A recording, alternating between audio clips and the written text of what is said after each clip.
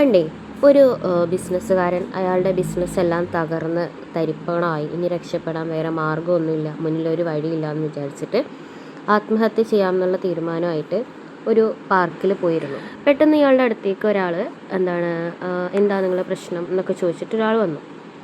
എന്നാലും അയാൾ എന്ത് ചെയ്തു, തൻ്റെ അവസാനത്തെ ശ്രമം എന്നോണം വന്ന ആളോട് തൻ്റെ പ്രശ്നങ്ങളെല്ലാം പറഞ്ഞു. എനിക്കിനി വേറെ വഴിയൊന്നുമില്ല, ഞാൻ എന്ത് ചെയ്യാൻ പോവാണ്, ആത്മഹത്യ ചെയ്യാൻ പോവാണെന്ന് പറഞ്ഞു. അപ്പോൾ ഇയാൾ കണ്ടു കഴിഞ്ഞ വലിയൊരു മാന്യൻ, അതായത് ഈ അപരിചിതൻ, അയാൾ പറഞ്ഞു, ഞാൻ നിങ്ങളെ സഹായിക്കാം, ഞാൻ നിങ്ങൾക്ക് എന്ത് ചെയ്യാം, കുറച്ച് പണം കടം തരാം. കൃത്യം 1 കൊല്ലം കഴിയുമ്പോൾ ഇതേ സ്ഥലത്ത് വെച്ച് ഈ തുക മുഴുവനായിട്ട് നിങ്ങൾ എന്ത് ചെയ്യണം, എനിക്ക് തിരിച്ചു നൽകണം എന്ന് പറഞ്ഞു. ക്യാഷ് അല്ല കൊടുത്തത്, ഒരു ചെക്ക് എഴുതി കൊടുത്തിട്ട് അയാൾ അവിടെ നിന്ന് പോയി. ഈ ചെക്ക് കണ്ടതും ബിസിനസ്സുകാരനായിട്ടുള്ള അയാൾ വെറുതെ അതിലേക്കൊന്ന് നോക്കിയപ്പോൾ അയാൾ ആകെ ഞെട്ടിപ്പോയി.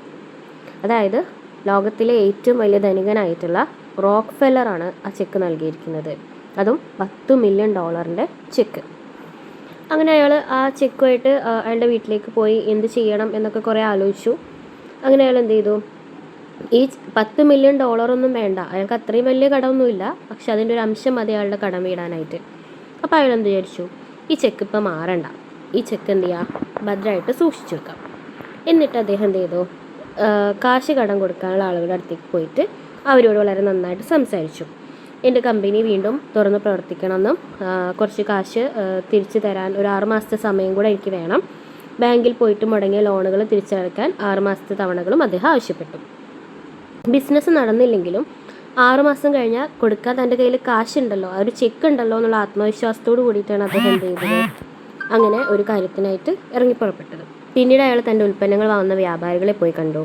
പണം അഡ്വാൻസായി തന്നാൽ ഉൽപ്പന്നങ്ങൾക്ക് നല്ല ഡിസ്കൗണ്ട് ഓഫർ ചെയ്ത് കുറച്ച് പണം സ്വരൂപിച്ചു. ഫാക്ടറി വീണ്ടും തുടങ്ങി, ഉത്സാഹത്തോടെ പണിയെടുത്തു. 6 മാസം കൊണ്ട് അയാൾ പഴയ സ്ഥിതിയിലെത്തി, കടങ്ങളെല്ലാം വീടി. 6 മാസം കൊണ്ട് തന്നെ അയാളുടെ എല്ലാ കടങ്ങളും വീടി.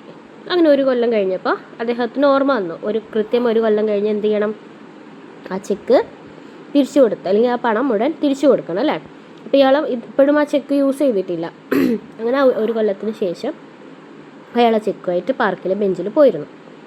കുറച്ച് കഴിഞ്ഞപ്പോൾ അതാ വരുന്നു റോക്ക്ഫെല്ലർ. പുറകെ 2 സെക്യൂരിറ്റി ഉദ്യോഗസ്ഥരുണ്ട് കേട്ടോ. അയാളുടെ അടുത്ത് വന്നിരുന്നപ്പോഴേക്കും സെക്യൂരിറ്റി ഉദ്യോഗസ്ഥർ എന്ത് ചെയ്തു, അയാളെ പിടിച്ചെഴുന്നേൽപ്പിച്ചു.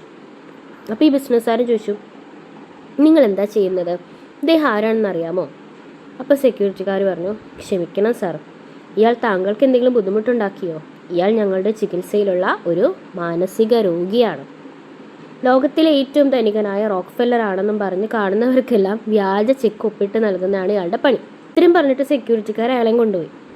ഇതും നോക്കി ബിസിനസ്സുകാരൻ എന്താ പറയുക, ഒരു വല്ലാത്തൊരവസ്ഥയിലായി.